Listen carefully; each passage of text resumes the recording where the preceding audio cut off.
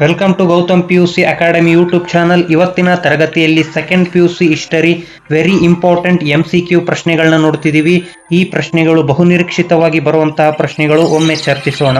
ಆದರೆ ಈ ಪ್ರಶ್ನೆಗಳಿಗೆ ಉತ್ತರವನ್ನು ನಾನು ಈ ಸಾರಿ ಹೇಳುವುದಿಲ್ಲ, ಮುಂದಿನ ವಿಡಿಯೋದಲ್ಲಿ ಹೇಳ್ತೇನೆ. ಈ ಪ್ರಶ್ನೆಗಳಿಗೆ ಉತ್ತರ ನೀವು ಸೈಡಲ್ಲಿ ಬರೆದಿಟ್ಕೊಳ್ಳಿ. ಆ ಉತ್ತರ ಸರಿಯಾಗಿದೆಯೇ ಎಂದು ಕೊನೆಯಲ್ಲಿ ನೋಡೋಣ.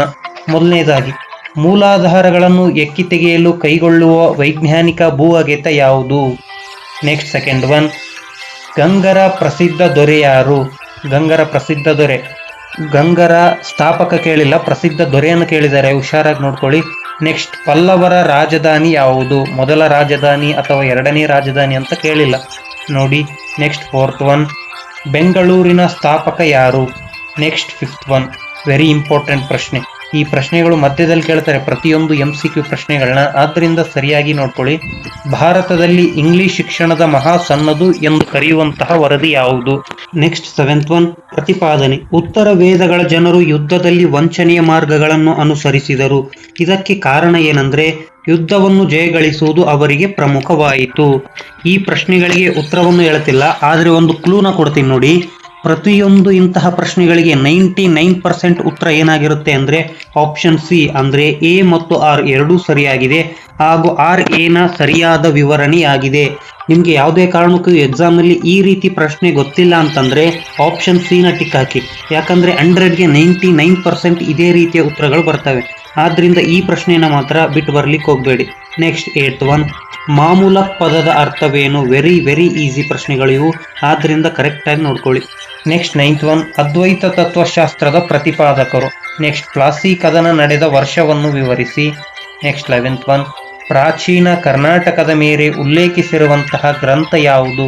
ವೆರಿ ಈಸಿ ಪ್ರಶ್ನೆ ಅದು. ನೆಕ್ಸ್ಟ್ 12th ಒನ್, ಭಾರತೀಯ ಪುರಾತತ್ವ ಇಲಾಖೆಯು ಸ್ಥಾಪನೆಯಾದ ವರ್ಷ ಯಾವುದು? ಇದಕ್ಕೆ ಉತ್ತರನ ನೀವೇ ಬರ್ಕೊಳ್ಳಿ, ಪ್ರತಿಯೊಂದನ್ನು ನೋಡ್ಕೊಳ್ಳಿ ಸರಿಯಾಗಿ, ಆಮೇಲೆ ಉತ್ತರನ ಬರೀರಿ. ಅವಸರ ಮಾಡಬಾರ್ದು ಯಾವುದೇ ಕಾರಣಕ್ಕೂ. ಪರೀಕ್ಷೆಯಲ್ಲಿ 1 ಅಂಕದ ಪ್ರಶ್ನೆಗಳಿಗೆ, MCQ ಪ್ರಶ್ನೆಗಳಿಗೆ ಯಾವುದೇ ಕಾರಣಕ್ಕೂ ಅವಸರ ಮಾಡಲೇಬಾರದು. 5 ಅಂಕದಲ್ಲಿ ನೀವು ತಪ್ಪು ಬರೆದ್ರೆ ನಡೆಯುತ್ತೆ, ಆದರೆ 1 ಅಂಕದಲ್ಲಿ ತಪ್ಪನ್ನ ಬರೆದ್ರೆ ಅಕ್ಷರ ಸಮೇತ ನೋಡ್ತಾರೆ, ಕೆಲವೊಮ್ಮೆ ಅಕ್ಷರಕ್ಕೂ ಮಾರ್ಕ್ಸ್ ಅನ್ನು ತೆಗಿತಾರೆ. ನೆಕ್ಸ್ಟ್ 13 ಒನ್, ಮೊಘಲ ಸಂತತಿಯ ಸ್ಥಾಪಕ ಯಾರು? ನೆಕ್ಸ್ಟ್ 14th ಒನ್, ವೇದಗಳಿಗೆ ಹಿಂತಿರುಗಿ ಎಂದು ಕರೆ ನೀಡಿದವರು ಯಾರು? ನೆಕ್ಸ್ಟ್ 15th ಒನ್, ಭಾರತದ ಉಕ್ಕಿನ ಮನುಷ್ಯ ಎಂದು ಪ್ರಸಿದ್ಧರಾದವರು. ವೆರಿ ಈಸಿ ಪ್ರಶ್ನೆ ಇದು, ತುಂಬಾ ಅಂದ್ರೆ ತುಂಬಾ ಸುಲಭ.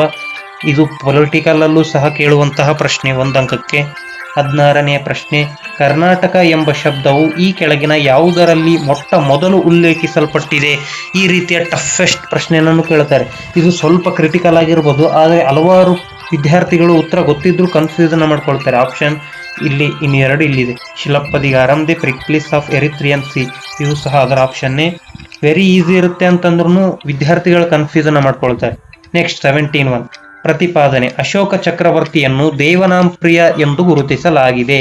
ಇದಕ್ಕೆ ಕಾರಣ ಮಸ್ಕಿ ಹಾಗೂ ಕಲ್ಕತ್ತಾ ಶಾಸನಗಳು ಅಶೋಕನನ್ನು ದೇವನಾಂಪ್ರಿಯ ಅಶೋಕ ಎಂದು ಉಲ್ಲೇಖಿಸಲ್ಪಟ್ಟಿದೆ. ಇದು ನಾನು ಮೊದಲೇ ಹೇಳಿದ್ದೆ, ಈ ಪ್ರಶ್ನೆಗೂ ಸಹ ಉತ್ತರ ಏನಿದೆ ಗೊತ್ತಿಲ್ಲ, ಆದರೆ 99% ಉತ್ತರ ಆಪ್ಷನ್ ಸಿ ಆಗಿರುತ್ತೆ. ನೆಕ್ಸ್ಟ್ 18th ಒನ್, ಗುಪ್ತ ವಂಶದ ಸ್ಥಾಪಕರು ಯಾರು?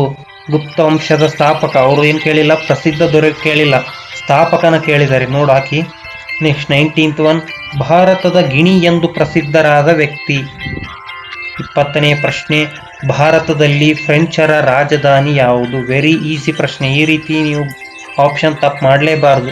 21ನೇ ಪ್ರಶ್ನೆ, ಮೆಹೆಂಜೋದಾರ್ ಪದದ ಅರ್ಥವೇನು?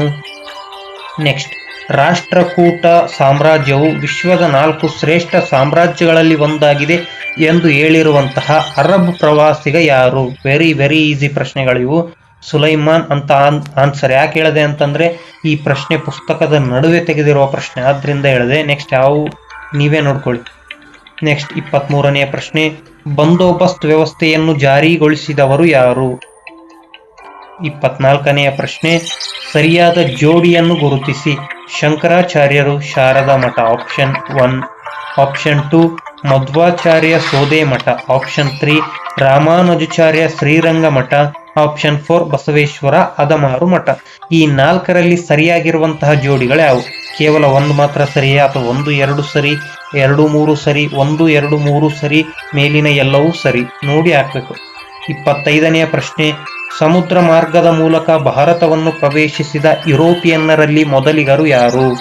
ವೆರಿ ಈಸಿ ಪ್ರಶ್ನೆ. ಇಂಡಿಯಾ ಎಂಬ ಪದವು ಈ ಭಾಷೆಯಿಂದ ಬಂದಿದೆ. ಮೊದಲನೇ ಅಧ್ಯಾಯದಲ್ಲೇ ಬರೋದ್ರಿಂದ ಈ ಪ್ರಶ್ನೆ ತುಂಬಾ ಸುಲಭ. ಇದಕ್ಕೆ ಮೋಸ್ಟ್ಲಿ ಆಪ್ಷನ್ ಅವ್ರು ಕೊಟ್ಟಿದ್ದಿಲ್ಲ, ಆದ್ರಿಂದ ಪ್ರಿಂಟು ಸಹ ಹಾಗೆ ಮೂಡಿದೆ. ಮೊದಲನೇ ಅಧ್ಯಾಯದಲ್ಲಿ ಬರುತ್ತೆ, ಆರಾಮದಾಯಕವಾಗಿ ನೀವು ಟಿಕ್ ಹಾಕ್ಬೋದು. ನೋಡ್ಕೊಳ್ಳಿ. ಸಿಂಧೂ ನಾಗರಿಕತೆಯ ಕಾಲದ ಅಡಗುಕಟ್ಟೆ ಪತ್ತೆಯಾದ ಸ್ಥಳವನ್ನು ವಿವರಿಸಿ. Option A, option B, option C ಇಲ್ಲಿದೆ, ಆಪ್ಷನ್ ಡಿ ದೋಲಮಠ ಅಂತ ಇದೆ, ದೋಲಬೀಟ. ಆಪ್ಷನ್ 28ನೇ ಪ್ರಶ್ನೆ ಬಂದ್ಬಿಟ್ಟು, 2ನೇ ಪಾಣಿಪತ್ ಕದನ ನಡೆದ ವರ್ಷ. ಇದನ್ನ ತುಂಬಾ ವಿದ್ಯಾರ್ಥಿಗಳು ಕನ್ಫ್ಯೂಸ್ ಮಾಡ್ಕೊಳ್ತಾರೆ. ಯಾಕಂತಂದ್ರೆ 1526 ಇದೆ, 76 ಇದೆ, 56 ಇದೆ. ಕೊನೆಯಲ್ಲಿ 6 ಬರುತ್ತೆ ಅಂತ ಗೊತ್ತಿರುತ್ತೆ ಕೆಲವೊಬ್ಬರಿಗೆ, ಆದ್ರೆ ಇದಂತೂ ಇಲ್ಲ ಬಿಡಿ. ಈ 3 ಪ್ರಶ್ನೆಗಳಲ್ಲಿ ಯಾವ ಪ್ರಶ್ನೆ ಅಂತ ತುಂಬಾ ಕನ್ಫ್ಯೂಸ್ ಮಾಡ್ಕೊಳ್ತಾರೆ, ನೋಡ್ಕೊಂಡು ಹಾಕ್ಬೇಕು. ಇವುಗಳಲ್ಲಿ ಸರಿಯಾದ ಜೋಡಿಯನ್ನು ಗುರುತಿಸಿ. ಶುದ್ಧಿ ಚಳವಳಿ ಸ್ವಾಮಿ ವಿವೇಕಾನಂದ, ಬ್ರಹ್ಮ ಸಮಾಜ ಅನಿ ಬೆಸೆಂಟ್, ಅಲಿಗರ್ ಚಳವಳಿ ಸರ್ ಸೈಯದ್ ಅಹಮದ್ ಖಾನ್, ಆರ್ಯ ಸಮಾಜ ರಾಮಕೃಷ್ಣ ಪರಮಹಂಸ. ಯಾವ ಒಂದು ಜೋಡಿ ಕರೆಕ್ಟ್ ಆಗಿದೆ ಅಂತ ನೋಡಿ ಟಿಕ್ ಹಾಕಿ. 30ನೆಯ ಪ್ರಶ್ನೆ, ನೇತಾಜಿ ಎಂದು ಪ್ರಸಿದ್ಧರಾದವರು ಯಾರು? ವೆರಿ ಈಸಿ ಪ್ರಶ್ನೆ, ಮೊದಲಿಂದ ನೋಡ್ಕೊಂಡೇ ಬಂದಿರ್ತಾರೆ ಈ ಪ್ರಶ್ನೆ. ನೆಕ್ಸ್ಟ್ 31ನೆಯ ಪ್ರಶ್ನೆ, ಪ್ರತಿಪಾದನೆ. ಸಿಂಧೂ ನಾಗರಿಕತೆಯು ಪ್ರಪಂಚದ ಪ್ರಾಚೀನ ನಾಗರಿಕತೆಗಳಲ್ಲಿ ಒಂದಾಗಿದೆ. ಇದಕ್ಕೆ ಕಾರಣ ಇದು ಈಜಿಪ್ಟ್, ಮೊಸೊಪೊಟಮಿಯಾ ಮತ್ತು ಚೀನಾ ನಾಗರಿಕತೆಗಳ ಸಮಕಾಲೀನ ನಾಗರಿಕತೆಯಾಗಿದೆ. ನಾನು ಮೇಲೆ ಹೇಳಿದ್ದೆ ಈ ರೀತಿಯ ಪ್ರಶ್ನೆಗಳಿಗೆ ಯಾವ ಉತ್ತರನ ಬರೀಬೇಕು ಅಂತೇಳಿ, ಏನು ಗೊತ್ತಿಲ್ಲ ಅಂತಂದ್ರೆ. ನೆಕ್ಸ್ಟ್ 32ನೆಯ ಪ್ರಶ್ನೆ, ಶಾತವಾಹನರ ರಾಜಧಾನಿ ಪ್ರತಿಷ್ಠಾನ ಪ್ರಸ್ತುತ ಕಂಡು ಬರುವಂತಹ ರಾಜ್ಯ ಯಾವುದು?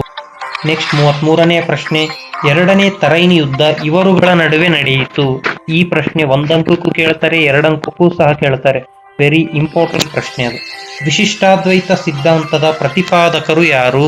ನೆಕ್ಸ್ಟ್ 35ನೆಯ ಪ್ರಶ್ನೆ ತುಂಬಾ ಸುಲಭ. ಪೊಲಿಟಿಕಲ್ ಅಲ್ಲೂ ಸಹ ಬರುತ್ತೆ, ಇತಿಹಾಸದಲ್ಲೂ ಸಹ ಬರುತ್ತೆ.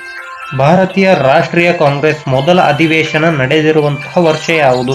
85, 86, 87, 81. ಪ್ರತಿಪಾದನೆ. 36ನೆಯ ಪ್ರಶ್ನೆ, ನಾಸಿಕ್ ಗುಹಾ ಶಾಸನವನ್ನು ಗೌತಮಿ ಬಾಲಶ್ರೀಯು ಹೊರಡಿಸಿದರು. ಕಾರಣ, ಈ ಶಾಸನವು ಗೌತಮಿ ಪುತ್ರ ಶಾತಕರ್ಣಿಯ ಸಾಧನೆಗಳ ಬಗ್ಗೆ ಬೆಳಕು ಚೆಲ್ಲುತ್ತದೆ. ಈ ಪ್ರಶ್ನೆಗೆ ತುಂಬಾ ಸುಲಭವಾದ ಉತ್ತರ ಇರ್ತವೆ. ನನ್ನ ಪ್ರಕಾರ ಪ್ರತಿಯೊಂದು ಪ್ರಶ್ನೆಗೂ ಆಪ್ಷನ್ ಸಿ ಇರುವಂತ ಸಾಧ್ಯತೆ ಹೆಚ್ಚು. 37ನೆಯ ಪ್ರಶ್ನೆ, ಉತ್ತರ ಪತೇಶ್ವರ ಎಂದು ಪ್ರಸಿದ್ಧರಾಗಿರುವ ರಾಜ ಯಾರು?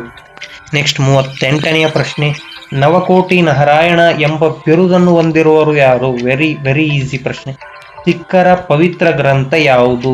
ಈ ರೀತಿ ಪ್ರಶ್ನೆಗಳನ್ನ ಕೇಳಿದ್ರೆ ಬರೀತೀರಾ ಅಂತ ಅನ್ಕೊಳ್ತೀರಾ, ಬಟ್ ಇದೇ ರೀತಿ ಮಧ್ಯದ ಪ್ರಶ್ನೆಗಳನ್ನ ಬೇರೆ ಪ್ರಶ್ನೆ ಆಗ್ತವೆ, ಆವಾಗ ಪರೀಕ್ಷೆಯಲ್ಲಿ ಸ್ವಲ್ಪ ಕನ್ಫ್ಯೂಸ್ ಆಗ್ತವೆ.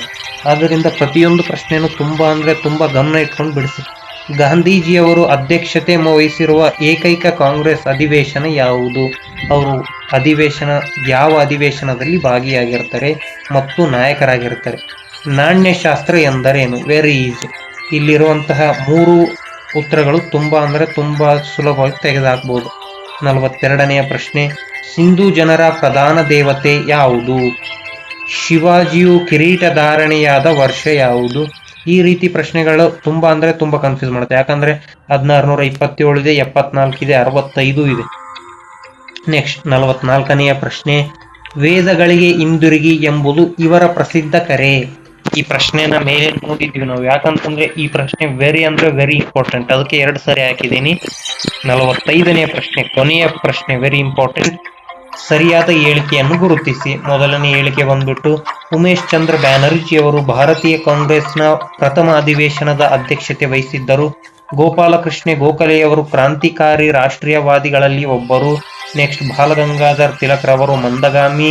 ಅರವಿಂದ್ ಘೋಷ್ ಸಾರ್ವಜನಿಕ ಗಣಿತೋತ್ಸವದ ಆಚರಣೆಯನ್ನು ಆರಂಭಿಸಿದವರು. ಸರಿಯಾದ ಹೇಳಿಕೆ ಯಾವುದು ಅಂತ ನೋಡಬೇಕು. ಈ ಪ್ರಶ್ನೆಗಳನ್ನ ಪ್ರತಿಯೊಂದನ್ನು ಬರೆದಿಟ್ಕೊಳ್ಳಿ ಹಾಗೂ ಉತ್ತರನ ಬರೆದಿಡಿ. ಮುಂದಿನ ವಿಡಿಯೋದಲ್ಲಿ ಪ್ರತಿಯೊಂದು ಪ್ರಶ್ನೆಗೆ ಉತ್ತರವನ್ನು ಬಿಡೋಣ.